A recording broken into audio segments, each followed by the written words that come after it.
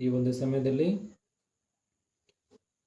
ಬೈಬಲ್ನಲ್ಲಿರುವಂಥ ಅಮೂಲ್ಯವಾದಂಥ ಈ ಪ್ರಪಂಚಕ್ಕೆ ತಿಳಿಯದೇ ಇರುವಂಥ ದೇವರೇ ಬಯಲುಪಡಿಸಿರುವಂಥ ಒಂದು ಸತ್ಯವು ಅದೇನು ಅಂದರೆ ಪರಲೋಕ ಮತ್ತು ನರಕ ನಿಜವಾಗಲೂ ಇದಾವ ಎನ್ನುವಂಥ ವಿಷಯ.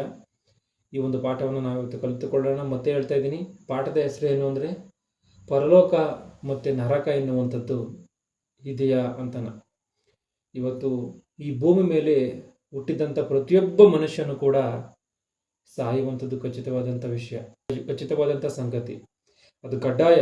ಹುಟ್ಟಿದಂಥ ಮನುಷ್ಯನು ಸತ್ತೇ ಸಾಯಬೇಕು, ಸತ್ತೇ ತೀರ್ಬೇಕು. ಇದು ದೇವರು ನೇಮಿಸಿರುವಂಥ ಒಂದು ವಿಧಿ. ಈ ಒಂದು ವಿಧಿಯನ್ನು ದಾಟುವುದಕ್ಕೆ ಈ ಒಂದು ಪ್ರಪಂಚದಲ್ಲಿ ಯಾವ ಮೇಧಾವಿ ಆಗಿರ್ಬೋದು, ಇಲ್ಲ ಯಾವುದೇ ಪಂಡಿತನಾಗಿರ್ಬೋದು, ಯಾವುದೇ ಸೈಂಟಿಸ್ಟ್ ಆಗಿರ್ಬೋದು, ಅವನು ಈ ಪ್ರಪಂಚದಲ್ಲಿ ಎಂಥವನೇ ಆಗಿರ್ಬೋದು, ಈ ವಿಧಿಯನ್ನು ಮೀರುವುದಕ್ಕೆ ಸಾಧ್ಯವಿಲ್ಲ.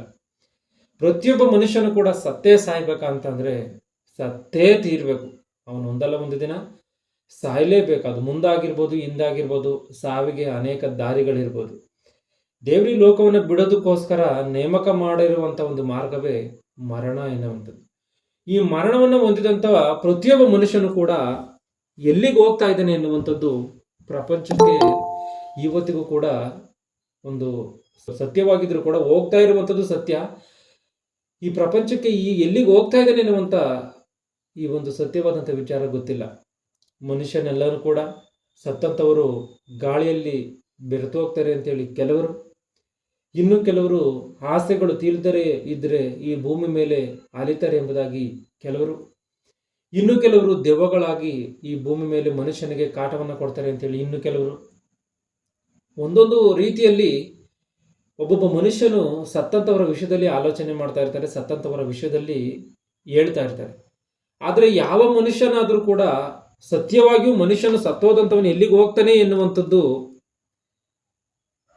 ತಿಳ್ಕೊಂಡಿದ್ದಾನ ಅಂತ ಅಂದರೆ ಇಲ್ಲ.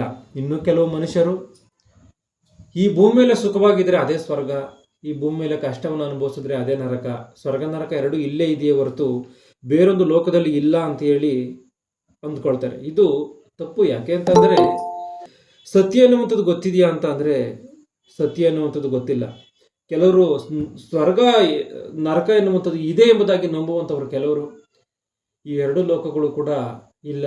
ಈ ಭೂಮಿ ಮೇಲೆ ಒಳ್ಳೆ ರೀತಿಯಾಗಿ ಬದುಕಿದ್ರೆ ಅದೇ ಸ್ವರ್ಗ, ಸುಖದಿಂದ ಬದುಕಿದ್ರೆ ಅದೇ ಸ್ವರ್ಗ, ಕಷ್ಟವನ್ನು ಅನುಭವಿಸಿದ್ರೆ ಅದೇ ನರಕ ಎಂಬುದಾಗಿ ಇವರು ಅಂದ್ಕೊಳ್ತಾ ಇರ್ತಾರೆ. ಈಗ ಕಷ್ಟ ಸುಖ ಎರಡೂ ಕೂಡ ಈ ಭೂಮಿ ಮೇಲೇನೆ ಐತೆ ಅಂತೇಳಿ ಅಂದ್ಕೊಳ್ಳುವಂಥವರು ಒಂದು ವಿಷಯವನ್ನು ಸ್ಪಷ್ಟವಾಗಿ ಅರ್ಥ ಮಾಡಿಕೊಳ್ಬೇಕು. ಒಂದು ವೇಳೆ ಕಷ್ಟ ಸುಖ ಎನ್ನುವಂಥದ್ದು ಈ ನರಕಲೋಕದಲ್ಲೂ ಕೂಡ ಇದೆ ಎನ್ನುವಂಥದ್ದು ಸತ್ಯವಾಗಿರುವಂಥದ್ದಾದರೆ ಅದು ತಪ್ಪಾಗಿ ಹೋಗ್ತದೆ. ನರಕಲೋಕದಲ್ಲಿ ಯಾಕೆಂದರೆ ಸುಖ ಎನ್ನುವಂಥದ್ದಿಲ್ಲ, ಅದಕ್ಕೋಸ್ಕರ ಅದನ್ನು ನರಕ ಎಂಬುದಾಗಿ ಹೇಳ್ತಾರೆ. ಈ ನರಕ ಈಗ ಯಾಕೆ ನಾವು ವಾಸ್ತವವಾಗಿ ಈ ಲೋಕದಲ್ಲಿ ಕೆಲವರು ಮಾತನಾಡುವಂಥ ಸಮಯದಲ್ಲಿ ನನ್ನ ಜೀವನ ನರಕ ಆಗೋಗಿದೆ ಎಂಬುದಾಗಿ ಹೇಳ್ತಿರ್ತಾರೆ. ಯಾಕಂದರೆ ನೆಮ್ಮದಿ ಇಲ್ಲ ಅಂತ ಅರ್ಥ. ಆ ರೀತಿಯಾಗಿ ನರಕ ಎನ್ನುವಂಥ ಈ ಮಾತಿನ ಅರ್ಥ ಎಂಬುದಾಗಿ ಏನು ಅಂತ ಹೇಳಿ ನೋಡುವಂಥದ್ದಾದರೆ ಬಾಧೆ, ಕಷ್ಟ, ನೋವುಗಳು ಅಂತ. ಯಾವೊಂದು ನರಕಲೋಕದಲ್ಲಿ ನೆಮ್ಮದಿ ಎನ್ನುವಂಥದ್ದು ಇಲ್ಲ. ಆಗಿರುವಂಥ ಕಾರಣ ಈ ಕೆಲವು ಮನುಷ್ಯರು ಹೇಳುವಂಥದ್ದು ಭೂಮಿ ಮೇಲಿನ ಸ್ವರ್ಗ ನರಕ ಎರಡೂ ಐತೆ ಅಂದರೆ ಇದು ತಪ್ಪು. ಇನ್ನೊಂದು ಲೋಕದಲ್ಲಿ ನರಕ ಎನ್ನುವಂಥದ್ದು ಸತ್ಯವಾಗಿಯೂ ಇದೆ. ಅದು ಆ ಮನುಷ್ಯನು, ಈ ಭೂಮಿ ಮೇಲೆ ಸತ್ತಂಥ ಮನುಷ್ಯನು ಅಲ್ಲಿಗೆ ಹೋಗ್ಬೇಕು. ನಮ್ಗೆ ಖಚಿತವಾಗಿ ಒಂದಂತೂ ಅರ್ಥ ಮಾಡಿಕೊಳ್ಳಬೇಕು, ಯಾವುದೇ ಸತ್ತಂಥ ಮನುಷ್ಯನು ಈ ಭೂಮಿ ಮೇಲೆ ಇರುವುದಕ್ಕೆ ಅವಕಾಶ ಇದೆಯಾ ಅಂತ ಅಂದರೆ ಸ್ಪಷ್ಟವಾಗಿ ಬೈಬಲಲ್ಲಿ ಒಂದು ಮಾತು ಕಾಣುತ್ತೆ. ಯಾಕೆಂತಂದರೆ ಈ ಸತ್ತಂಥವರೆಲ್ಲರೂ ಎಲ್ಲಿಗೆ ಹೋಗ್ತಾ ಇದ್ದಾರೆ, ಏನಾಗ್ತಾ ಇದ್ದಾರೆ ಎನ್ನುವಂಥ ವಿಚಾರದಲ್ಲಿ ಹೇಳಬೇಕು ಅಂದರೆ ಇಬ್ಬರು ಮಾತ್ರವೇ ಹೇಳೋದಕ್ಕೆ ಸಾಧ್ಯ. ಇಬ್ಬರು ಮಾತ್ರವೇ ಸತ್ತಂಥ ಮನುಷ್ಯನು ಎಲ್ಲಿಗೆ ಹೋಗ್ತಾ ಇದ್ದಾನೆ, ನಿಜವಾಗ್ಲೂ ಸ್ವರ್ಗ ನರಕ ಎನ್ನುವಂಥದ್ದು ಇದೆಯಾ ಇಲ್ವಾ, ಇವತ್ತು ಮರ್ತ್ಯ ಲೋಕ ಎನ್ನುವಂಥದ್ದು ಇದೆ, ಈ ಒಂದು ಭೂಲೋಕ ಎನ್ನುವಂಥದ್ದು ಇದೆ ಎಂಬುದಾಗಿ ನಾವೆಲ್ಲರೂ ಕೂಡ ಇರುವಂಥ ಕಾರಣ, ಅನುಭವಿಸ್ತಾ ಇರುವಂಥ ಕಾರಣ ಈ ಮರ್ತ್ಯ ಲೋಕವನ್ನು ಇದಿದೆ ಅಂತೇಳಿ ಒಪ್ಪಿಕೊಡ್ತೀವಿ. ಆದರೆ ಸ್ವರ್ಗ ಮತ್ತು ನರಕಲೋಕ ಈ ವಿಷಯಗಳಲ್ಲಿ ಹೇಳ್ಬೇಕಂದ್ರೆ ಇಬ್ಬರು ಮಾತ್ರವೇ ಹೇಳೋದಕ್ಕೆ ಸಾಧ್ಯ. ಯಾಕೆಂದ್ರೆ ಭೂಮಿ ಮೇಲೆ ಬದುಕಿದ್ದಂಥವರು ಯಾರು ಕೂಡ ಹೋಗಿ ನೋಡಿ ವಾಪಸ್ ಬಂದು ಹೇಳಿರುವಂಥವ್ರು ಚರಿತ್ರೆಯಲ್ಲಿ ಇಲ್ಲ, ಮುಂದೆಯೂ ಕೂಡ ಇರಲ್ಲ. ಆಗಿರುವಂಥ ಕಾರಣ ಯಾರಾದರೂ ಈ ನರಕಲೋಕದ ವಿಷಯದಲ್ಲಿ ಇಲ್ಲ ಸ್ವರ್ಗಲೋಕದ ವಿಷಯದಲ್ಲಿ ಹೇಳ್ಬೇಕಂದ್ರೆ ಇಬ್ಬರು ಮಾತ್ರವೇ ಹೇಳೋದಕ್ಕೆ ಸಾಧ್ಯ. ಆ ಇಬ್ಬರು ಯಾರು ಅಂತಂದ್ರೆ ಒಬ್ಬನು ಸತ್ತಂತವನೇ ಹೇಳಬೇಕು. ಯಾಕಂದ್ರೆ ಸತ್ತು ಹೋಗಿ ನೋಡಿ ಬಂದು ಆತನೇ ಹೇಳಬೇಕು. ಇಲ್ಲ ಅಂದರೆ ಈ ಬದುಕನ್ನು ಕೊಟ್ಟಂತ ದೇವರೇ ಹೇಳಬೇಕು. ಇವರಿಬ್ಬರನ್ನ ಹೊರತಾಗಿ ಯಾವನೋ ಹೇಳ್ತಾನೆ ಅಂದರೆ ಅದು ಸುಳ್ಳು. ಇಲ್ಲ, ಈ ಬದುಕನ್ನು ಕೊಟ್ಟಿರುವಂಥ ದೇವರೇ ಹೇಳಬೇಕು, ನರಕ ಇದೆ ಸ್ವರ್ಗ ಇದೆ ಅಂತಾನ. ಇಲ್ಲ, ಸತ್ತಂತವನೇ ನೇರವಾಗಿ ಆತನ ಹೋಗಿ ನರಕವನ್ನು ಅನುಭವಿಸಿ ಮತ್ತೆ ಆತನು ಬಂದು ಹೇಳಬೇಕು. ಗಮನಿಸಿ, ಇವರಿಬ್ಬರ ಸಾಕ್ಷಿ ಮಾತ್ರವೇ ನಿಜವಾಗೋದಕ್ಕೆ ಸಾಧ್ಯ. ಯಾಕಂದ್ರೆ ಭೂಮಿ ಮೇಲೆ ಬದುಕಿದಂಥ ಮನುಷ್ಯನ ಯಾರು ಕೂಡ ಹೋಗಿ ಬಂದು ಹೇಳಿಲ್ಲ, ಹೇಳೋದಕ್ಕೆ ಸಾಧ್ಯವೂ ಕೂಡ ಇಲ್ಲ. ಯಾಕೆಂದ್ರೆ ಸತ್ತಂಥವ್ರು ಯಾರು ಕೂಡ ವಾಪಸ್ಸಿ ಭೂಮಿ ಮೇಲೆ ಬಂದಿಲ್ಲ. ಇದನ್ನು ಚೆನ್ನಾಗಿ ಅರ್ಥ ಮಾಡಿಕೊಳ್ಬೇಕು. ಯಾಕೆಂದ್ರೆ ಈ ಅಮಾಯಕ ಲೋಕ ಸತ್ತಂಥವರೆಲ್ಲನ ನರಕಕ್ಕೆ ಹೋಗಿ ಬಂದಿದ್ದಾರೆ ಅಂತಲೋ ಇಲ್ಲ ದೆವ್ವಾಗಿ ಬಂದಿದ್ದಾರೆ ಅಂತಲೋ ಹೇಳುವಂಥ ಮಾತುಗಳು ಇವೆಲ್ಲವೂ ಕೂಡ ಸುಳ್ಳಾಗಿರುವಂಥ ಕಾರಣ ಇಲ್ಲಿ ನಾವು ಸ್ಪಷ್ಟವಾಗಿ ಇವತ್ತು ಯಾವುದಾದ್ರೂ ಮನುಷ್ಯನು ಹೋಗಿ ಬಂದು ಹೇಳುವುದಕ್ಕೆ ಸಾಧ್ಯವಾ ಅಂತಂದ್ರೆ ಚರಿತ್ರೆಯಲ್ಲಿ ಯಾವ ಚರಿತ್ರೆಯನ್ನು ನಾವು ಪರಿಶೀಲನೆ ಮಾಡುವಂಥದ್ದಾದ್ರೂ ಯಾವ ಸತ್ತಂತ ವ್ಯಕ್ತಿಯಾದ್ರೂ ನರಕಕ್ಕೆ ಹೋಗಿ ನಾನು ನರಕಕ್ಕೆ ಹೋಗಿ ಬಂದಿದ್ದೀನಿ, ಅಲ್ಲಿ ನರಕ ಇದೆ ಎಂಬುದಾಗಿ ಹೇಳಿದಾನ ಅಂತಂದ್ರೆ ಅದು ಇಲ್ಲ. ಯಾವನೋ ಎಲ್ಲೋ ಆಳವಾಗಿ ಭೂಮಿಯನ್ನು ಕೊರೆದಿದ್ದಾನೆ, ಅಲ್ಲಿ ಭೂಮಿ ಒಳಗಿರುವಂಥ ಬೆಂಕಿಯನ್ನು ನೋಡಿದ್ದಾನೆ, ಆ ಭೂಮಿಯ ಕಲ್ಲುಗಳು ಆ ಒಂದು ಶಬ್ದಕ್ಕೆ ಇಲ್ಲೇ ನರಕ ಇದೆ ಎಂಬುದಾಗಿ ಊಹೆ ಮಾತುಗಳನ್ನು ಹೇಳಿದ್ದಾರೆ ಕೆಲವರು ವಿಜ್ಞಾನಿಗಳು. ಊಹೆ ಮಾತುಗಳೆಲ್ಲವೂ ಕೂಡ ಸುಳ್ಳು. ಯಾವುದಾದ್ರೂ ಮನುಷ್ಯನ ಹೇಳಿಲ್ಲ. ಈಗ ಮನುಷ್ಯನ ಹೇಳಿಲ್ಲ ಅಂತ ಅಂದ್ರೆ ಇನ್ನೊಬ್ಬನೇ ಉಳ್ಕೊಂಡಿದ್ದಾನೆ. ಆತನ ಯಾರು ಅಂತಂದ್ರೆ ಆ ದೇವಾದಿ ದೇವನೇ ಈ ಲೋಕದ ವಿಷಯಗಳಲ್ಲಿ ಹೇಳ್ಬೇಕು ಹೊರತು ಇನ್ಯಾರು ಕೂಡ ಹೇಳೋದಕ್ಕೆ ಸಾಧ್ಯ ಇಲ್ಲ. ಇಬ್ರು ಹೇಳ್ಬೇಕಾಯ್ತು, ಅದರಲ್ಲಿ ಮನುಷ್ಯನ ಹೇಳಿಲ್ಲ, ಈಗ ದೇವರು ಹೇಳ್ಬೇಕು. ದೇವ್ರು ಹೇಳ್ಬೇಕು ಅಂತಂದ್ರೆ ಯಾವ ರೀತಿಯಾಗಿ ಹೇಳ್ತಾನೆ? ದೇವ್ರ ಮನುಷ್ಯನ ಕೈಲಿ ಮಾತನಾಡ್ತಾನ? ಸಾಧ್ಯ ಇಲ್ಲ. ಮತ್ತೆ ಯಾರ ಮೂಲಕವಾಗಿ ದೇವ್ರು ಮಾತನಾಡ್ತಾನೆ? ದೇವರು ಯಾರ ಮೂಲಕವಾಗಿ ಮಾತನಾಡ್ತಾನೆ? ದೇವರು ಒಬ್ಬನ ಮೂಲಕವಾಗಿ ಮಾತನಾಡಿರುವಂತಹ ಒಂದು ಸಂಗತಿ ಅಂದ್ರೆ ಒಂದು ಕಾಲಕ್ಕೆ ಸಂಬಂಧಪಟ್ಟಂತೆ ಒಬ್ಬ ವ್ಯಕ್ತಿಯ ಸಂಗಡ ದೇವರು ಮಾತನಾಡಿರುವಂಥದ್ದು ಇದೆ. ಆ ಮಾತನ್ನ ಒಂದ್ಸಾರಿ ನಾವು ಬೈಬಲಲ್ಲಿ ಗಮನಿಸ್ಬೇಕು. ಯಾಕೆ ಬೈಬಲಲ್ಲಿ ಗಮನಿಸ್ಬೇಕು? ಬೈಬಲಲ್ಲಿ ದೇವರು ಹೇಳಿರುವಂಥ ಮಾತುಗಳಿದೆಯಾ ಅಂತ ಅಂದ್ರೆ ಖಚಿತವಾಗಿಯೂ ಹೌದು. ಬೈಬಲಲ್ಲಿ ಸಾಕ್ಷಾತ್ ಸೃಷ್ಟಿಕರ್ತನು ಬರೆಸಿರುವಂಥ ಗ್ರಂಥವಾಗಿರುವಂಥ ಕಾರಣ, ಇದರಲ್ಲಿ ಸರ್ವ ಸತ್ಯಗಳು ಕೂಡ ಅಡಗಿರುವಂಥ ಕಾರಣ, ಈ ಸೃಷ್ಟಿಗೆ ಸಂಬಂಧಪಟ್ಟಿರುವಂಥ ವಿಜ್ಞಾನಿಗಳಿಗೂ ಕೂಡ ತಿಳಿಯದೇ ಇರುವಂಥ ಎಷ್ಟೋ ಸಂಗತಿಗಳು ಗುಪ್ತವಾಗಿ ಈ ಒಂದು ಗ್ರಂಥದಲ್ಲಿ ಇರುವಂಥ ಕಾರಣ, ಯಾವ ಒಂದು ಸುಳ್ಳು ಕೂಡ ಈ ಗ್ರಂಥದಲ್ಲಿ ಇಲ್ಲದೇ ಇರುವಂಥ ಕಾರಣ ಬೈಬಲಲ್ಲೇ ಈ ಸತ್ಯವನ್ನು ಹುಡುಕಿ ತೀರ್ಬೇಕು ಎನ್ನುವಂಥದ್ದನ್ನು ನಾವು ಸ್ಪಷ್ಟವಾಗಿ ಅರ್ಥ ಮಾಡಿಕೊಳ್ಬೇಕು. ಈಗ ದೇವರು ಈ ಲೋಕಗಳ ವಿಷಯದಲ್ಲಿ ಹೇಳ್ತಾನ ಅಂತ ಅಂದ್ರೆ ಒಬ್ಬನ ಸಂಗಡ ದೇವರು ಒಂದು ಸಮಯದಲ್ಲಿ ಮಾತನಾಡಿದ. ಇಬ್ರಿಯರಿಗೆ ಬರೆದ ಪುಸ್ತಕ 1ನೇ ಅಧ್ಯಾಯ 2ನೇ ವಚನವನ್ನು ಗಮನಿಸಿ. ಪುರಾತನ ಕಾಲದಲ್ಲಿ ನಮ್ಮ ಪಿತೃಗಳ ಸಂಗಡ ಪ್ರವಾದಿಗಳ ಬಾಯಿಂದ ಭಾಗವಾಗಿಯೂ ವಿಧ ವಿಧವಾಗಿಯೂ ಮಾತನಾಡಿದ ದೇವರು. ಪುರಾತನ ಕಾಲಗಳಲ್ಲಿ ಒಂದು ಸಮಯದಲ್ಲಿ ದೇವರು ಪ್ರವಾದಿಗಳ ಬಾಯಿಂದ ಮಾತನಾಡಿದನಂತೆ. ಮತ್ತೆ ಈ ಅಂತ್ಯ ದಿನಗಳಲ್ಲಿ ನಮ್ಮ ಸಂಗಡ ಮಗನ ಮುಖಾಂತರ ಮಾತಾಡಿದ್ದಾನೆ. ಮಗನ ಮುಖಾಂತರ ಈ ಒಂದು ಸಮಯದಲ್ಲಿ ಮಾತನಾಡಿದಂತೆ. ಮಗನು ಯಾರು? ಯೇಸು ಕ್ರಿಸ್ತನು. ಈಗ ಯೇಸು ಕ್ರಿಸ್ತನು ಸ್ವರ್ಗ ನರಕಗಳ ವಿಷಯದಲ್ಲಿ ಮಾತನಾಡಿದನ? ಒಂದ್ಸರಿ ಆ ಮಾತನ್ನ ಗಮನಿಸಿ. ಮತ್ತಾಯನ ಬರೆದ ಸುವಾರ್ತೆ 5ನೇ ಅಧ್ಯಾಯ 3ನೇ ವಚನವನ್ನ. ಆತ್ಮದಲ್ಲಿ ಬಡವರಾಗಿರುವವರು ಧನ್ಯರು, ಪರಲೋಕ. ಗಮನಿಸಿ, ಈ ಮಾತು ಕಾಣುತ್ತೆ. ಪರಲೋಕ ಅಂದ್ರೆ ಅಂದ್ರೆ ಬೇರೆ ಲೋಕ ಅಂದ್ರೆ ಸ್ವರ್ಗಲೋಕ. ಯೇಸು ಕ್ರಿಸ್ತನು ಇಲ್ಲಿ ಸ್ವರ್ಗಲೋಕದ ವಿಷಯದಲ್ಲಿ ಮಾತನಾಡ್ತಾ ಇದ್ದಾನ? ಸ್ವರ್ಗಲೋಕದ ವಿಷಯದಲ್ಲಿ ಮಾತನಾಡ್ತಾ ಇದ್ದೇನೆ. ಒಂದ್ಸರಿ ಮತ್ತಾಯನ ಬರೆದ ಸುವಾರ್ತೆ 5ನೇ ಅಧ್ಯಾಯ 18ನೇ ವಚನವನ್ನ ಗಮನಿಸಿ. ಮತ್ತೆ 5:18. ನಿಮಗೆ ಸತ್ಯವಾಗಿ ಹೇಳುತ್ತೇನೆ, ಆಕಾಶವು ಭೂಮಿಯು ಅಳಿದು ಹೋಗುವ ತನಕ ಧರ್ಮಶಾಸ್ತ್ರವೆಲ್ಲ ನೆರವೇರಿದ ಹೊರತು, ಆಕಾಶ ಭೂಮಿ ಅಳಿದು ಹೋಗುವವರೆಗೂ ಕೂಡ ಈ ಧರ್ಮಶಾಸ್ತ್ರ ಅಂದ್ರೆ 66 ಪುಸ್ತಕಗಳಲ್ಲಿ ಇರುವಂತಹ ಈ ಮಾತುಗಳು ನೆರವೇರಿದ ಹೊರತು, ಆ ಒಂದು ದೈವ ಗ್ರಂಥದಲ್ಲಿರುವಂತಹ 66 ಪುಸ್ತಕಗಳಲ್ಲಿರುವಂತಹ ಈ ಮಾತುಗಳು ನೆರವೇರಿದ ಹೊರತು ಅದರೊಳಗಿಂದ ಒಂದು ಸೊನ್ನೆಯಾದರೂ ಒಂದು ಗುಡುಸಾದರೂ ಅಳಿದು ಹೋಗಲಾರದು. ಯೇಸು ಕ್ರಿಸ್ತನ ವಿಷಯದಲ್ಲಿ ನಾವು ಆಲೋಚನೆ ಮಾಡಿ ನೋಡುವಂಥದ್ದಾದ್ರೆ ಆತನು ಪರಲೋಕವನ್ನು ತ್ಯಜಿಸಿ ಭೂಲೋಕಕ್ಕೆ ಬಂದಿದ್ದಾನೆ.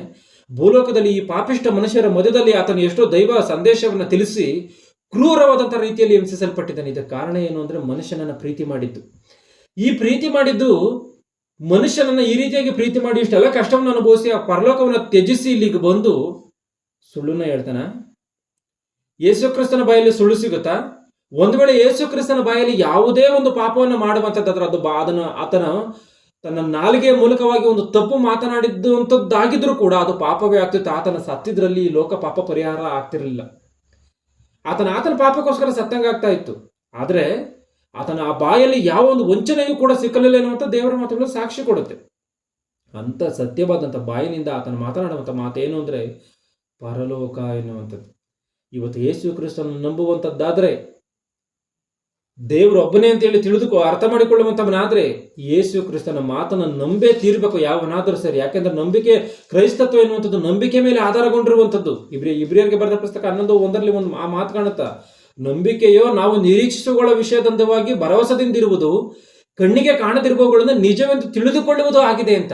ಅಂದ್ರೆ ಕ್ರೈಸ್ತತ್ವ ಅಂತ ಅಂದ್ರೆ ಕಣ್ಣಿಗೆ ಕಾಣದೇ ಇರುವಂಥದ್ದನ್ನು ನಂಬುವಂಥದ್ದೇ ಕ್ರೈಸ್ತತ್ವ. ಪರಲೋಕ ಎನ್ನುವಂಥದ್ದು ಕಣ್ಣಿಗೆ ಕಾಣಲ್ಲ, ಅದಿದೆ ಅಂತೇಳಿ ನಂಬುವಂಥದ್ದು ಕ್ರೈಸ್ತತ್ವ. ದೇವರ ಕಣ್ಣಿಗೆ ಕಾಣಲ್ಲ, ದೇವರು ಇದ್ದಾನೆ ಅಂತೇಳಿ ನಂಬುವಂಥದ್ದು ಕ್ರೈಸ್ತತ್ವ. ಪರಲೋಕ ಸ್ವರ್ಗಗಳು ಇದಾವೆ ಅಂತ ಹೇಳಿ ನಂಬುವಂಥದ್ದು ಕ್ರೈಸ್ತತ್ವ. ಈ ಪರಲೋಕ ಅಂತ ಹೇಳಿ ಯೇಸು ಕ್ರಿಸ್ತನು ಹೇಳ್ತಾ ಇದೆಯಾ ಅಂದ್ರೆ ಖಚಿತವಾಗಿ ಇದೆ ಎನ್ನುವಂಥದ್ದನ್ನು ನಾವು ಸ್ಪಷ್ಟವಾಗಿ ಅರ್ಥ ಮಾಡಿಕೊಳ್ಳಬೇಕು. ಅಂದ್ರೆ ಪರಲೋಕ ಅಂತ ಹೇಳಿ ಇಲ್ಲ ಅಂತ ಹೇಳಿ ಹೇಳೋದಕ್ಕೆ ಸಾಧ್ಯ ಇಲ್ವಾ? ಖಚಿತವಾಗಿ ಇಲ್ಲ ಅಂತೇಳಿ ಹೇಳೋದಕ್ಕೆ ಸಾಧ್ಯ ಇಲ್ಲ, ಖಂಡಿತವಾಗ್ಲೂ ಐತೆ ಅಂತೇಳಿ ಯೇಸು ಕ್ರಿಸ್ತನ ಮಾತಿನ ಆಧಾರದ ಮೇಲೆ ನಾವು ನಂಬೇತಿರಬೇಕು.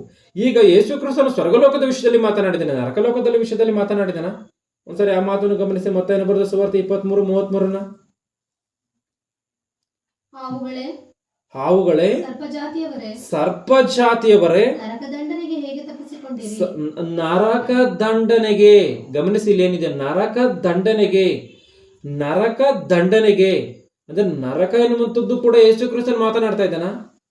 ಹೌದು ಎನ್ನುವಂಥ ಮಾತು ಈ ಒಂದು ಬೈಬಲಲ್ಲಿ ಸ್ಪಷ್ಟವಾಗಿ ಕಾಣುತ್ತೆ. ಯಾಕೆಂತಂದ್ರೆ 19ನೇ ಕೀರ್ತನೆ 7ನೇ ವಚನದಲ್ಲಿ ಯೆಹೋವನ ಧರ್ಮಶಾಸ್ತ್ರವು ಲೋಪವಿಲ್ಲದ್ದು, ಅದು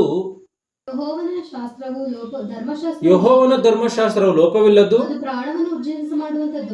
ಪ್ರಾಣವನ್ನು ಉಜ್ಜೀವಿಸ ಮಾಡುವಂಥದ್ದು, ನಂಬಿಕೆಗೆ ಯೋಗ್ಯ ಅಂದ್ರೆ ಲೋಪವಿಲ್ಲದ್ದು. ಈ ಧರ್ಮ ಗ್ರಂಥದಲ್ಲಿ, ಈ ದೈವ ಗ್ರಂಥದಲ್ಲಿ ಲೋಪ ಇದೆಯಾ, ಪಾಪ ಇದೆಯಾ, ತಪ್ಪಿದೆಯಾ ಅಂತಂದ್ರೆ ಇಲ್ಲ. ಅಂದ್ರೆ ಈ ಬೈಬಲಲ್ಲಿ ಸ್ಪಷ್ಟವಾಗಿ ಏನು ಬರೆಯಲ್ಪಟ್ಟಿದೆ? ಯೇಸು ಕ್ರಿಸ್ತನು ಏನು ಮಾತನಾಡ್ತಾ ಇದ್ದಾನೆ? ನರಕ ಲೋಕದ ವಿಷಯದಲ್ಲೂ ಕೂಡ ಮಾತನಾಡ್ತಾ ಇದ್ದಾನೆ. ಅಂದರೆ ದೇವರು ಮನುಷ್ಯನ ಪ್ರೀತಿಸಿ ಕೊಡುವಂಥದ್ದು ಪರಲೋಕ, ಮನುಷ್ಯನನ್ನ ದ್ವೇಷಿಸಿ ಕೊಡುವಂಥದ್ದು, ದೇವರು ಕೋಪದಿಂದ ಕೊಡುವಂಥದ್ದು ನರಕಲೋಕ ಎನ್ನುವಂಥದ್ದು ಸ್ಪಷ್ಟವಾಗಿ ಗೊತ್ತಾಗ್ತೈತೆ. ಯಾಕೆಂದ್ರೆ ಯೇಸು ಕ್ರಿಸ್ತನು ಹೇಳುವಂಥ ಈ ಮಾತನ್ನು ಮತ್ತೆ ಓದಿ, ಅವುಗಳೇ ಸರ್ಪ ಜಾತಿಯವರೇ ನರಕ ದಂಡನೆಗೆ ಅಂದ್ರೆ ನರಕದಲ್ಲಿ ದಂಡನೆ ಎನ್ನುವಂಥದ್ದು ಇದೆಯಾ? ದಂಡನೆ ಎನ್ನುವಂಥದ್ದಿದೆಯಾ? ಅದೇ ನರಕ ಎಂಬುದಾಗಿ ಯೇಸು ಕ್ರಿಸ್ತನು ಮಾತನಾಡುವಂತ ಮಾತು. ಯಾಕೆಂತಂದ್ರೆ ಇವತ್ತು ನಾವು ಒಂದು ವೇಳೆ ಇದನ್ನ ಇಲ್ಲ ಅಂತೇಳಿ ನಾವು ಹೇಳ್ಬೇಕು ಅಂತ ಅಂದ್ರೆ ನಾವು ಹೋಗಿ ನೋಡಿ ಬಂದು ಇಲ್ಲ ಅಂತ ಹೇಳಿ ಹೇಳ್ಬೇಕು. ನಾವು ಹೋಗೋದಕ್ಕೆ ಸಾಧ್ಯವಾ? ಹೋಗೋದಕ್ಕೆ ಸಾಧ್ಯ ಇದೆ, ವಾಪಸ್ ಬಂದು ಹೇಳೋದಕ್ಕೆ ಸಾಧ್ಯವಾ? ಸಾಧ್ಯ ಇಲ್ಲ, ಈಗಿನ ಕಾಲಕ್ಕೆ ಸಂಬಂಧಪಟ್ಟಂಗೆ. ಯಾಕಂದ್ರೆ ದೇವರು ಒಂದೊಂದು ಸಮಯದಲ್ಲಿ ನೋಡುವಾಗ ಸಮುವೇಲನನ್ನು ಕಳಿಸಿದ್ದಾರೆ ಅಲ್ಲಿಂದನ. ಅದಕ್ಕೊಂದು ದೊಡ್ಡ ಕಾರಣ ಇದೆ. ಆದರೆ ಇವತ್ತು ನಾವು ಹೋಗಿ ಬರೋದಕ್ಕೆ ಸಾಧ್ಯವಾ? ಕೆಲವೊಂದು ಅಮಾಯಕ ಕ್ರೈಸ್ತರು ಭಯಂಕರ ರೀತಿಯಲ್ಲಿ ದುರ್ಮಾರ್ಗಿಗಳು ಏನ್ ಮಾಡ್ತಾರೆ ಅಂದರೆ, ನಾನು ಸ್ವರ್ಗಲೋಕಕ್ಕೆ ಹೋಗಿ ಬಂದಿದ್ದೀನಿ ಎಂಬುದಾಗಿ ಹೇಳ್ತಾರೆ. ಭಯಂಕರವಾದಂಥ ಸುಳ್ಳು. ಇದನ್ನು ಸ್ಪಷ್ಟವಾಗಿ ನಾವು ಅರ್ಥ ಮಾಡಿಕೊಳ್ಬೇಕು. ಮತ್ತೆ ಬೈಬಲಲ್ಲಿ ಇನ್ನೂ ಎಂಥ ಮಾತು ಕಾಣುತ್ತೋ, ಅಪೊಸ್ತಲರ ಕೃತ್ಯಗಳು 7ನೇ ಅಧ್ಯಾಯ 54, 55, 56 ಗಮನಿಸಿ. ಈ ಮಾತುಗಳನ್ನು ಕೇಳಿ ಅವರು ರೌದ್ರ ಮನಸ್ಸುಳ್ಳವರಾಗಿ ಅವನ ಮೇಲೆ ಹಲ್ಲು ಕಡಿದರು. ಆದರೆ ಅವನು ಪವಿತ್ರಾತ್ಮ ಭರಿತನಾಗಿ ಆಕಾಶದ ಕಡೆಗೆ, ಸ್ಟೆಫೆನನು ಪವಿತ್ರಾತ್ಮ ಭರಿತನಾಗಿ ಅಂದರೆ ದೇವರ ಪ್ರೇರಣೆಯಿಂದ ಕೂಡಿದಂತವನಾಗಿ ಆಕಾಶದ ಕಡೆಗೆ ದೃಷ್ಟಿಸಿ ನೋಡಿ ದೇವರ ಪ್ರಭಾವವನ್ನ ದೇವರ ಬಲಗಡೆಯಲ್ಲಿ ನಿಂತಿದ್ದಂತ ಯೇಸುವನ್ನ ಕಂಡು ಆಗೋ ಆಕಾಶವು ತೆರೆದಿರುವುದನ್ನ, ಮನುಷ್ಯ ಕುಮಾರನು ದೇವರ ಬಲಗಡೆಯಲ್ಲಿ ನಿಂತಿರುವುದನ್ನ ನೋಡುತ್ತೇನೆ. ಅಂದ್ರೆ ಈ ಆಕಾಶ ಎನ್ನುವಂಥದ್ದು ಅಂದ್ರೆ ಪರಲೋಕ ಎನ್ನುವಂಥದ್ದು ಎಲ್ಲಿ ಕಾಣುತ್ತೆ? ಈ ಆಕಾಶ ತೆರೆದಿರುವಂಥದ್ದು ಎಂಬುದಾಗಿ ಈತನ ಪವಿತ್ರಾತ್ಮನ ಪ್ರೇರಣೆ ಮೂಲಕವಾಗಿ ನೋಡಿ ಹೇಳ್ತಾ ಇದ್ದಾನೆ. ಅಂದ್ರೆ ಪರಲೋಕ ಎನ್ನುವಂಥದ್ದು ಈ ಸೃಷ್ಟಿಗೆ ಸಂಬಂಧಪಟ್ಟಂಥದ್ದಲ್ಲ ಅನ್ನೋದು ಖಚಿತವಾಗಿ ಅರ್ಥ ಮಾಡಿಕೊಳ್ಳಬೇಕು. ಈಗ ಸ್ವರ್ಗ ನರಕ ಇದೆಯಾ? ಇದೆ, ಓಕೆ, ಆಯ್ತೆ. ಇದು ದೇವ್ರು ಹೇಳಿರುವಂತ ಸಾಕ್ಷಿ, ಮನುಷ್ಯನ ಹೇಳಿರುವಂತ ಸಾಕ್ಷಿ ಅಲ್ಲ. ದೇವ್ರು ಹೇಳಿರುವಂತ ಸಾಕ್ಷಿ ಸ್ವರ್ಗ ನರಕ ಎನ್ನುವಂಥದ್ದು ಎರಡೂ ಇದೆ. ಇವೆರಡು ಎಲ್ಲಿದೆ? ಈ ಸ್ವರ್ಗದ ವಿಷಯದಲ್ಲಿ ನೋಡುವಾಗ ಆಕಾಶದ ಆಚೆ ಇದೆ. ಆತನು ಇಲ್ಲಿ ಮತ್ತೆ ಕಾಣುತ್ತೆ ಆ ಮಾತನ್ನು ಇನ್ನೊಂದ್ಸತಿ, ಆಕಾಶದ ಕಡೆಗೆ ನೋಡಿ ಅಂತನ. ಈ ಮಾತುಗಳನ್ನು ಕೇಳಿ ಅವರು ರೌದ್ರ ಮನಸ್ಸುಳ್ಳವರಾಗಿ ಅವನ ಮೇಲೆ ಹಲ್ಲು ಕಡಿದರು. ಆದರೆ ಅವನು ಪವಿತ್ರಾತ್ಮ ಭರಿತನಾಗಿ ಆಕಾಶದ ಕಡೆಗೆ ದೃಷ್ಟಿಸಿ ನೋಡಿ ಅಂದ್ರೆ ಮೇಲಿನ ಲೋಕ. ಇದನ್ನು ಸ್ಪಷ್ಟವಾಗಿ ನಾವು ಅರ್ಥ ಮಾಡಿಕೊಳ್ಬೇಕು. 2 ಕೊರಿಂಥಿ 12:2 ವಚನದ ಪ್ರಕಾರವಾಗಿ, ಫಿಲಿಪ್ಪಿ 2:9 ವಚನದ ಪ್ರಕಾರವಾಗಿ, ಈ ಪ್ರಕಟಣೆ ಗ್ರಂಥ 5ನೇ ಅಧ್ಯಾಯ 1 ವಚನ 2ನೇ ವಚನದ ಪ್ರಕಾರವಾಗಿ ಈ 3 ವಾಕ್ಯಗಳ ಆಧಾರವಾಗಿ 3 ಲೋಕಗಳು ಸ್ಪಷ್ಟವಾಗಿ ಇರುವಂಥದ್ದು ಕಾಣುತ್ತೆ. ಆ ಲೋಕಗಳಲ್ಲಿ ಸ್ವರ್ಗಲೋಕವು ಮೇಲ್ಗಡೆ ಇದೆ, ನರಕಲೋಕ ಎನ್ನುವಂಥದ್ದು ಕೆಳಗಡೆ ಇದೆ ಎನ್ನುವಂಥದ್ದನ್ನು ನಾವು ಸ್ಪಷ್ಟವಾಗಿ ಅರ್ಥ ಮಾಡಿಕೊಳ್ಳಬೇಕು. ಯಾಕಂದ್ರೆ ಈ ಲೋಕದಲ್ಲೂ ಕೂಡ ನಾವು ಭೌತಿಕವಾಗಿ ಆಲೋಚನೆ ಮಾಡಿ ನೋಡುವಂಥದ್ದಾದ್ರೆ ಕೆಲವೊಂದು ದೊಡ್ಡ ದೊಡ್ಡ ವ್ಯಕ್ತಿಗಳು ಇರುವುದಕ್ಕೆ ದೊಡ್ಡ ದೊಡ್ಡ ಒಂದು ಅತಿಥಿ ಗೃಹಗಳಿಂದ ಕಟ್ಟಿರ್ತಾರೆ. ಈಗ ಅಮೆರಿಕ ಅಧ್ಯಕ್ಷ ಟ್ರಂಪ್ ಇದಾರಲ್ಲ, ಅವ್ರಿಗೆ ವೈಟ್ ಹೌಸ್ ಅಂತ ಹೇಳಿ ಇದೆ. ಅಂದ್ರೆ ಸ್ಪೆಷಲ್ ಆಗಿ ಇರುವಂಥದ್ದು ಬುಲೆಟ್ ಪ್ರೂಫ್ ಗ್ಲಾಸ್ಗಳಿಂದ ಕೂಡಿರುವಂಥ ಒಂದು ಬಿಲ್ಡಿಂಗು, ಅದು ಅವರಿಗೋಸ್ಕರ ಪ್ರತ್ಯೇಕವಾಗಿ ಇರುವಂಥದ್ದು. ಅದೇ ರೀತಿಯಾಗಿ ಕಾರಾಗೃಹಗಳು ಏನಕ್ಕೋಸ್ಕರ ಇದೆ? ಕೈದಿಗಳನ್ನು ಇಡೋದಕ್ಕೋಸ್ಕರ. ಆ ರೀತಿಯಾಗಿ ದೇವರು ಅಪರಾಧವನ್ನು ಮಾಡಿದಂಥವ್ರಿಗೋಸ್ಕರ ಹಾಕುವುದಕ್ಕೋಸ್ಕರ ನರಕಲೋಕವನ್ನು ಮಾಡಿದ್ದಾನೆ. ದೇವರ ಪ್ರೀತಿಗೆ ಪಾತ್ರರಾಗಿ ದೇವರ ಮಾತಿನಂತೆ ಬದುಕಿದಂಥವ್ರಿಗೆ ಒಳ್ಳೆಯದನ್ನು ಮಾಡೋದಕ್ಕೋಸ್ಕರ ದೇವರು ಆ ಒಂದು ಸ್ವರ್ಗಲೋಕವನ್ನು ಮಾಡಿದ್ದಾರೆ ಎನ್ನುವಂಥದ್ದು ನಿಸ್ಸಂದೇಹವಾಗಿ ಇಲ್ಲಿ ಗೊತ್ತಾಗುತ್ತೆ. ಅಷ್ಟು ಮಾತ್ರ ಅಲ್ಲದೇನೆ ಯೆಶಾಯನ ಗ್ರಂಥ 14ನೇ ಅಧ್ಯಾಯ 15ನೇ ವಚನವನ್ನು ಗಮನಿಸಿ. ಯೆಶಾಯ 14:15. ಆದರೆ ನೀನು ಪಾತಾಳಕ್ಕೆ ಅಧೋಲೋಕದ ಅಗಾಧ ಸ್ಥಳಗಳಿಗೆ ತಳ್ಳಲ್ಪಡುತ್ತಿದ್ದಿ. ಅಧೋಲೋಕದ ಅಗಾಧ ಸ್ಥಳ. ಅಗಾಧ ಅಂದ್ರೆ ಏನು? ಆಳ, ಕೆಳಗಡೆ ಅಂತ ಗಮನಿಸಿ. ಅಂದ್ರೆ ಈ ಒಂದು ಪಾತಾಳ ಲೋಕ ಎನ್ನುವಂಥದ್ದು, ಇಲ್ಲ ನರಕ ಲೋಕ ಎನ್ನುವಂಥದ್ದು ಭೂಲೋಕದ ಕೆಳಗಡೆ ಇದೆ. ಅದು ಕೂಡ ಈ ಸೃಷ್ಟಿಗೆ ಸಂಬಂಧಪಟ್ಟಂಥದ್ದಲ್ಲ, ಇಡೀ ಸೃಷ್ಟಿಯಿಂದ ಆಚೆಗಿರುವಂಥದ್ದು. ಯಾಕೆಂತಂದ್ರೆ ನೀವೇನೋ ಆ ಒಂದು ಎಲಿಯನ ವಿಷಯವನ್ನು ನೋಡಿ ಕನ್ನಡ ಬೈಬಲಲ್ಲಿ ಆತನ ಪರಲೋಕಕ್ಕೆ ಹೋದ ಎಂಬುದಾಗಿ ಇದೆಯಲ್ಲ, ಆತನ ಆಕಾಶಕ್ಕೆ ಹೋದ ಇದೆ ಎಂಬುದಾಗಿದೆಯಲ್ಲ. ತೆಲುಗು ಭಾಷೆಯಲ್ಲಿ ನೋಡುವಾಗ ಆಕಾಶಕ್ಕೆ ಹೋದ ಅಂತ ಹೇಳಿದೆ, ಕನ್ನಡ ಭಾಷೆಯಲ್ಲಿ ನೋಡುವಾಗ ಪರಲೋಕಕ್ಕೆ ಹೋದ ಅಂತ ಹೇಳಿದೆ. ಈಗ ತೆಲುಗು ಭಾಷೆಯನ್ನು ತೆಗೆದುಕೊಳ್ಳುವಂಥದ್ದಾದ್ರೆ ಆಕಾಶಕ್ಕೆ ಹೋದ ಅಂತ ಹೇಳಿ ಇಲ್ಲೂ ಕೂಡ ಮೇಲಕ್ಕೆ ಹೋಗಿದಾನ, ಸ್ವರ್ಗಕ್ಕೆ ಹೋಗಿದಾನ ಅಂತ ಹೇಳಿ ತಪ್ಪಾಗಿ ಅರ್ಥ ಮಾಡಿಕೊಳ್ಬಾರ್ದು. ಈ ಸೃಷ್ಟಿ ಎಲ್ಲವನ್ನ ಹಿಡಿದಿರುವಂಥದ್ದೇ ಈ ಆಕಾಶ. ಈ ಒಂದು ಆಕಾಶವನ್ನ ದಾಟ್ಲೇಬೇಕು. ಅವನು ಸ್ವರ್ಗಕ್ಕೆ ಹೋಗ್ಬೇಕು ಅಂದ್ರು, ನರಕಕ್ಕೆ ಹೋಗ್ಬೇಕು ಅಂತ ಅಂದ್ರು. ಆ ರೀತಿಯಾಗಿ ಆತನು ಪಾತಾಳ ಲೋಕಕ್ಕೆ ಹೋಗ್ಬೇಕು ಅಂದ್ರೆ ಈ ಆಕಾಶವನ್ನ ದಾಟ್ಬೇಕು. ಅದಕ್ಕೆ ಆಕಾಶಕ್ಕೆ ಹೋಗಿದ್ದಾನೆ. ಇದನ್ನು ಸ್ಪಷ್ಟವಾಗಿ ಅರ್ಥ ಮಾಡಿಕೊಳ್ಬೇಕಂದ್ರೆ ನರಕಲೋಕ ಎನ್ನುವಂಥದ್ದು ಇದೆ ಅಂತಂದ್ರೆ ಅದೆಲ್ಲಿದೆ ಅಂದ್ರೆ ಈ ಸೃಷ್ಟಿಯ ಕೆಳಗಡೆ, ಈ ಭೂಲೋಕದ ಕೆಳಗಡೆ. ಅಂದ್ರೆ ಈ 3 ಲೋಕಗಳು ನೇರವಾಗಿದೆ: ಸ್ವರ್ಗಲೋಕ, ಮರ್ತ್ಯಲೋಕ, ಪಾತಾಳ ಲೋಕ. ಲೂಕನ ಬರೆದ ಸುವಾರ್ತೆ 16ನೇ ಅಧ್ಯಾಯ 25ನೇ ವಚನ. ಆದರೆ ಅಬ್ರಹಾಮನು, ಕಂದ, ನೀನು ಆಶೀರ್ವದಿಸಿದ ಸುಖವನ್ನು ನಿನ್ನ ಜೀವಮಾನದಲ್ಲಿ ಹೊಂದಿದಿ, ಹಾಗೆಯೇ ಲಾಜರನು ಕಷ್ಟವನ್ನು ಹೊಂದಿದನು ಎಂಬುದನ್ನು ನೆನಪಿಗೆ ತಂದುಕೋ. ಈಗಲಾದರೂ ಇಲ್ಲಿ ಇವನಿಗೆ ಸಮಾಧಾನ, ಆದರೆ ನಿನಗೆ ಸಂಕಟ. ಗಮನಿಸಿ, ಈ ಒಂದು ಮಾತುಗಳ ಮೂಲಕವಾಗಿ ನಮ್ಗೆ ಸ್ಪಷ್ಟವಾಗಿ ಗೊತ್ತಾಗುವಂತ ವಿಚಾರ ಏನು ಅಂತಂದ್ರೆ ನರಕಲೋಕ ಎನ್ನುವಂಥದ್ದಿದೆ. ಈ ಒಂದು ಪಾತಾಳ ಲೋಕದಲ್ಲಿ ಪರದೈಸು ಎನ್ನುವಂತ ಒಂದು ವಿಶ್ರಾಂತಿ ಜಾಗ ಇದೆ, ಮಧ್ಯದಲ್ಲಿ ಅಗಾಧ ಎನ್ನುವಂತ ಜಾಗ ಇದೆ, ಇನ್ನೊಂದು ಕಡೆ ಆ ಒಂದು ಯಾತನೆಯ ಮತ್ತೆ ನರಕ ಎನ್ನುವಂತ ಲೋಕ, ಈ ಲೋಕವೂ ಕೂಡ ಇದೆ. ಈ ಒಂದು ನರಕಲೋಕವನ್ನ ಮತ್ತೆ ನೆಮ್ಮದಿ ಹೊಂದುವಂತ ಜಾಗವನ್ನ ವಿಭಾಗಿಸುವಂತ ಒಂದು ಜಾಗ ಇದೆಯಾ ಇಲ್ವಾ ಅಂತ ಹೇಳಿ ನೋಡುವಂತದ್ದಾದ್ರೆ 2 ಪೇತ್ರ 2:4 ಗಮನಿಸಿ. 2 ಪೇತ್ರ 2:4 ಬೇಗ. ದೇವದೂತರು ಪಾಪ ಮಾಡಿದಾಗ ದೇವರು ಅವರನ್ನು ಸುಮ್ಮನೆ ಬಿಡದೆ ನರಕಕ್ಕೆ ದೊಬ್ಬಿ. ಏಕೆಂದರೆ ದೇವದೂತರು ಪಾಪ ಮಾಡಿದಾಗ ದೇವರು ಅವರನ್ನು ಸುಮ್ಮನೆ ಬಿಡದೆ ನರಕಕ್ಕೆ ದೊಬ್ಬಿ ನ್ಯಾಯ ತೀರ್ಪನ್ನು ಹೊಂದುವುದಕ್ಕೆ ಇಡಲ್ಪಟ್ಟವರಾಗಿರಬೇಕೆಂದು ಕತ್ತಲೆ ಗುಂಡಿಗಳಿಗೆ ಒಪ್ಪಿಸಿದನು. ಅಂದ್ರೆ ಲೂಕನ ಬರೆದ ಸುವಾರ್ತೆ 16ನೇ ಬರೆಯಲ್ಪಟ್ಟಿರುವಂತಹ ಅಗಾಧ ಆಗಿರ್ಬೋದು, 2 ಪೇತ್ರ 2:4ನೇ ವಚನದಲ್ಲಿ ಬರೆಯಲ್ಪಟ್ಟಂತ ಈ ಒಂದು ಕತ್ತಲೆ ಗುಂಡಿಗಳಾಗಿರ್ಬೋದು, ಇವೆರಡೂ ಕೂಡ ಆ ನರಕವನ್ನ ನೆಮ್ಮದಿ ಹೊಂದುವಂತ ಸ್ಥಳವನ್ನ ವಿಭಾಗಿಸುವಂತ ಅಗಾಧಗಳು. ಅಂದ್ರೆ ದೇವದೂತರನ್ನು ಕೂಡ ದೇವರು ಶಿಕ್ಷೆ ಕೊಡೋದಕ್ಕೋಸ್ಕರ ಇಲ್ಲಿ ಇಟ್ಟಿದ್ದಾನ ಅಂತ ಅಂದ್ರೆ ಇದು ಸತ್ಯವಾದಂತ ಸಂಗತಿ. ಇದನ್ನ ಸ್ಪಷ್ಟವಾಗಿ ಅರ್ಥ ಮಾಡಿಕೊಳ್ಬೇಕು.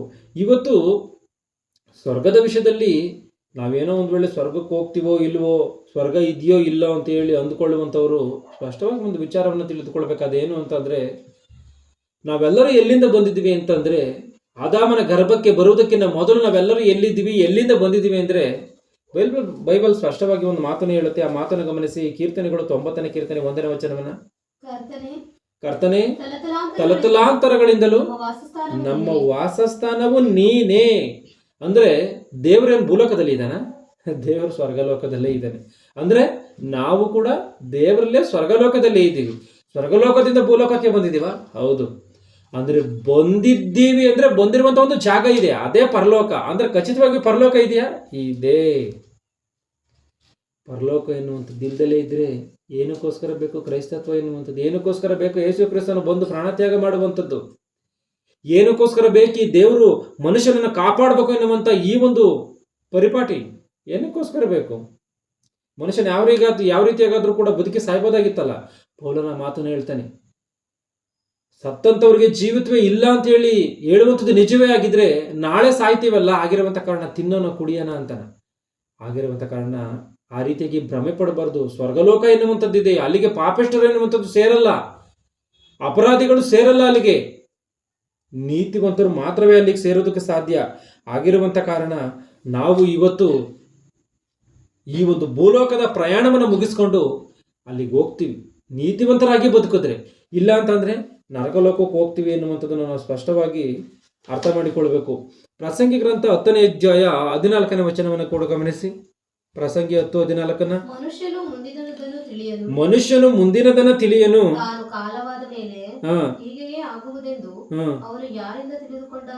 ಯಾರಿಂದ ತಿಳಿದುಕೊಂಡನು? ಅಂದ್ರೆ ಮನುಷ್ಯರೆಲ್ಲರೂ ಕೂಡ ಪಾಪವನ್ನು ಮಾಡಿ ನರಕಕ್ಕೆ ಹೋಗ್ತಾರೆ ಅಂತೇಳಿ ವಾಕ್ಯ ಮೊದಲೇ ಎಚ್ಚರಿಕೆ ಕೊಡ್ತಾ ಇದೆ. ಮನುಷ್ಯನ ಅಪರಾಧವನ್ನು ಮಾಡ್ತಾನೆ, ಅಪರಾಧವನ್ನು ಮಾಡಿ ನರಕಕ್ಕೆ ಹೋಗ್ತಾನೆ ಅಂತಾನ.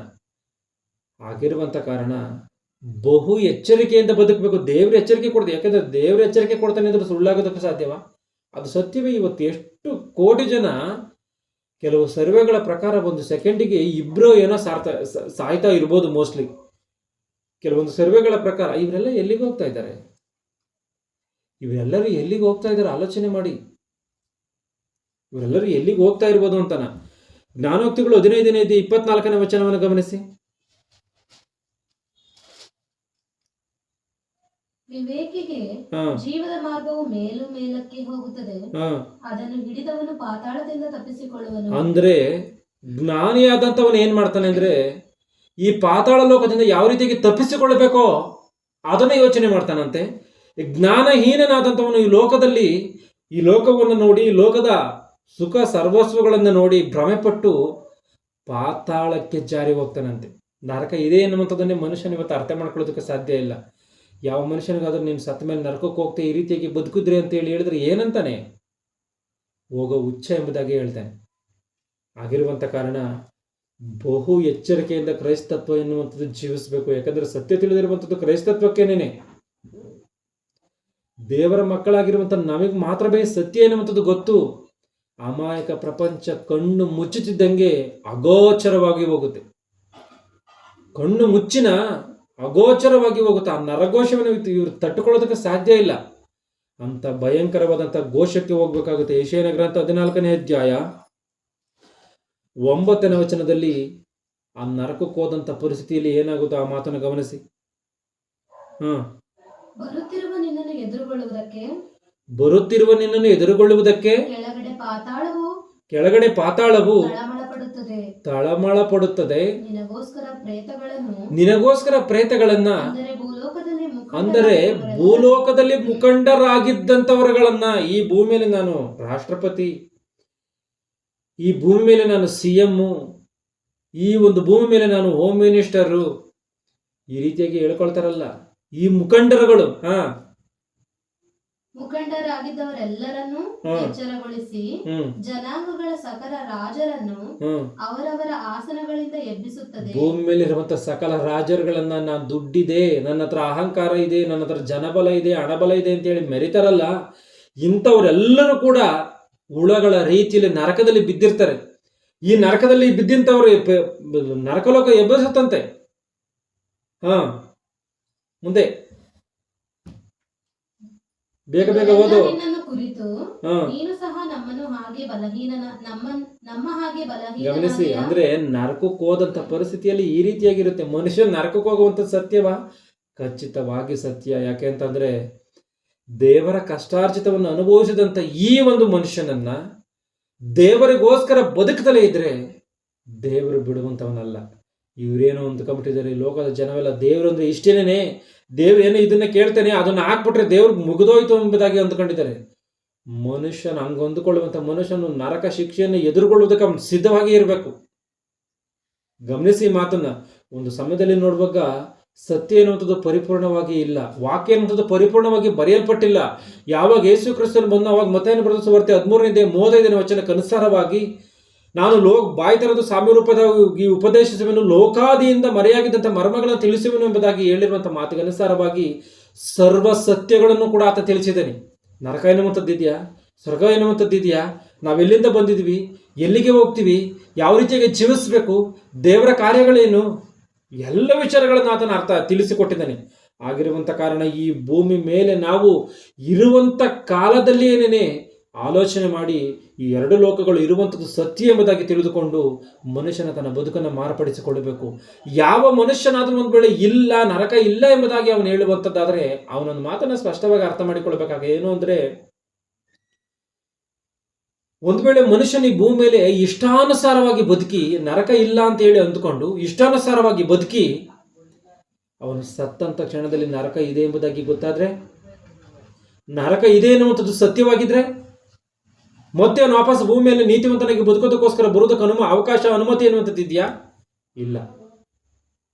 ಈಗ ಒಂದು ವೇಳೆ ಒಬ್ಬ ಮನುಷ್ಯನ ನರಕ ಐತಿ ಅಂತೇಳಿ ಭಯಪಟ್ಟು ಒಳ್ಳೆ ರೀತಿಯಾಗಿ ಬದುಕಿ ಅವನು ಸತ್ತ ಮೇಲೆ ಅವನು ನರಕ ಇಲ್ಲ ಅಂತ ಹೇಳಿ ಗೊತ್ತಾದ್ರೆ, ನರಕ ಇಲ್ದಲೇ ಇದ್ರೆ ಅವನಿಗೇನು ತೊಂದರೆ ಇಲ್ಲ.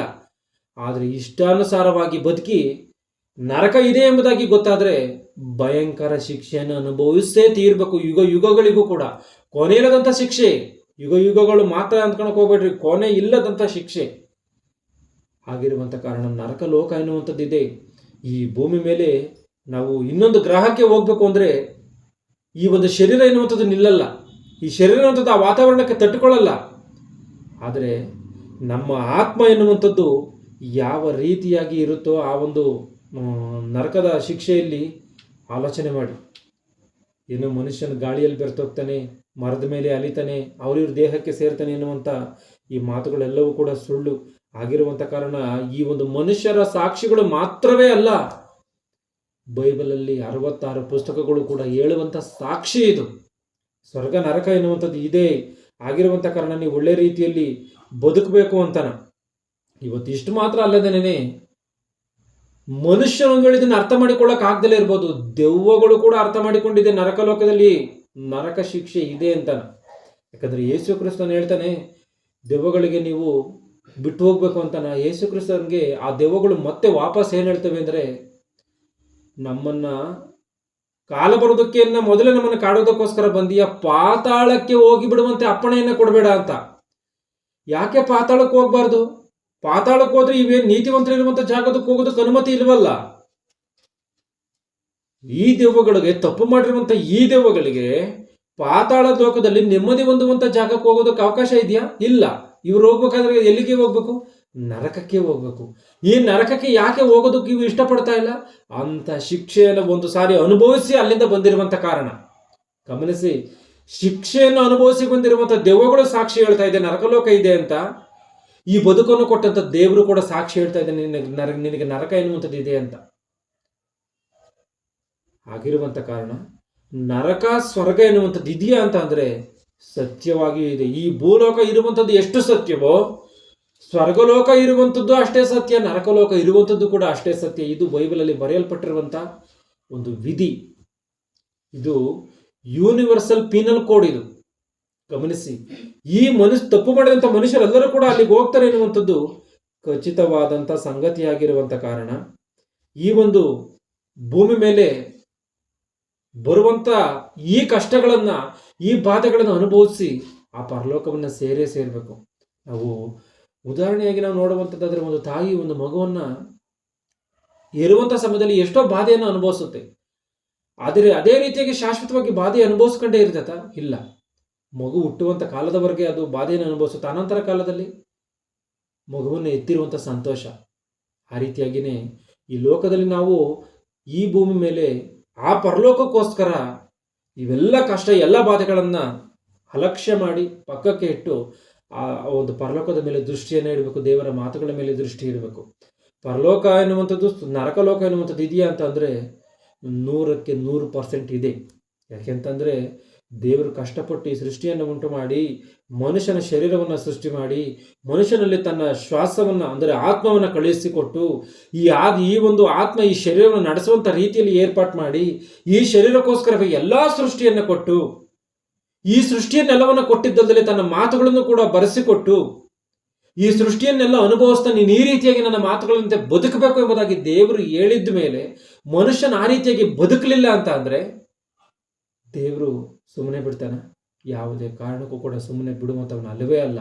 ಆ ರೀತಿಯಾಗಿ ದೇವರ ಮಾತಿಗೆ ಅನುಸಾರವಾಗಿ ಬದುಕಿದಂಥವ್ರಿಗೆ ದೇವರು ಸ್ವರ್ಗಲೋಕವನ್ನು ಕೊಡದೇ ಇರ್ತಾನ? ಕೊಡದೇ ಇರೋದೇ ಇಲ್ಲ. ಅಂದರೆ ದೇವರು ಒಂದು ವೇಳೆ ಇವುಗಳು ಮಾಡಿದಂಥ ತಪ್ಪಿಗೆ ಶಿಕ್ಷೆಯನ್ನು ಕೊಡ್ತಾನೆ, ಮನುಷ್ಯನು ಮಾಡಿದಂಥ ಒಳ್ಳೆಯ ಕಾರ್ಯಗಳಿಗೆ ಪ್ರತಿಫಲವಾಗಿರುವಂಥ ಆ ಒಂದು ಕ್ಷಮಿಸಿ ಪರಲೋಕವನ್ನು ಕೂಡ ಕೊಡ್ತಾನೆ. ಈ ಪರಲೋಕ ಎನ್ನುವಂಥ ಸ್ವರ್ಗಲೋಕ ಎನ್ನುವಂಥದ್ದು ನರಕಲೋಕ ಎನ್ನುವಂಥದ್ದು ಇದೆಯಾ ಅಂತಂದರೆ ಖಚಿತವಾಗಿಯೂ ಇದೆ. ಅದು ಬೈಬಲ್ ಹೇಳುವಂಥ ಸತ್ಯ, ಯೇಸು ಕ್ರಿಸ್ತನು ಹೇಳಿರುವಂಥ ಸತ್ಯ, ದೇವಾದಿದೇವನೇ ಹೇಳಿರುವಂಥ ಸತ್ಯ, ಕೊನೆಯದಾಗಿ ದೆವ್ವಗಳು ಹೇಳಿರುವಂಥ ಸತ್ಯ. ಈ ಮಾತುಗಳನ್ನು ಅರ್ಥ ಮಾಡಿಕೊಳ್ಳಿ. ಎಲ್ಲರ ಕಣ್ಣುಗಳನ್ನು ಮುಚ್ಚಿ ಪ್ರಾರ್ಥನೆಯನ್ನು ಮಾಡ್ತೀನಿ.